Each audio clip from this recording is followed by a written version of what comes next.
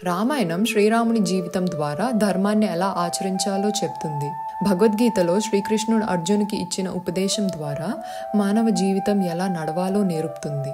ఈ రెండు ఇతిహాసాలు చాలా ఏరియాస్లో సిమిలర్ పాయింట్స్ని సపోర్ట్ చేస్తాయి. అవేంటో మనం ఇప్పుడు తెలుసుకుందాం. If you want to watch this video in English, click the link in description. మొదటిగా మనం ధర్మం గురించి మాట్లాడాలి. రాముడు తన జీవితం మొత్తం ధర్మాన్ని పఠించడం కోసమే అర్పించారు.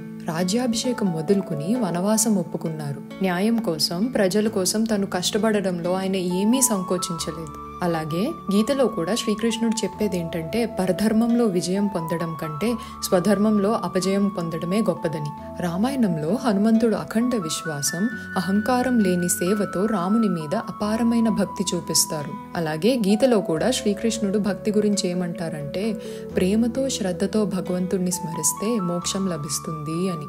రామాయణంలో భక్తిని ఒక ఫార్మ్ ఆఫ్ యాక్ట్ లా చూపిస్తే, గీతలో భక్తిని ఫిలాసఫీలా వివరిస్తారు. అలాగే శ్రీరాముడు క్రోధం లేకుండా, విజయం మీద గర్వం లేకుండా, ఫలితం మీద ఆసక్తి కూడా లేకుండా ధర్మాన్ని నిలబెట్టడం కోసమే రావణాసుడిని వధించారు. కర్మయోగ ద్వారా శ్రీకృష్ణుడు కూడా చెప్పేదదే. కర్మ చేయడం మనలో ఉండాలి కానీ ఫలితం మీద ఆసక్తి ఉండకూడదు అని.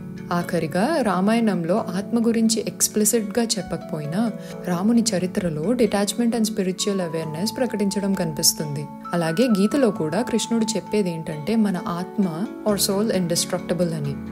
రాముడు తన జీవితంతో నేర్పింది కృష్ణుడు తన మాటల్లో వివరించారు. ఇద్దరూ కలిసి మనకు ఒక పూర్ణ జీవిత మార్గాన్ని చూపిస్తున్నారు. ధర్మంతో నడవండి, భక్తితో జీవించండి అని. ఈ రామనవమికి మీ జీవితంలో ఈ 3 సిద్ధాంతాలు ఎలా అప్లై చేస్తారో ఆలోచించండి. ఈ వీడియో మీకు నచ్చితే లైక్ చేయండి, షేర్ చేయండి.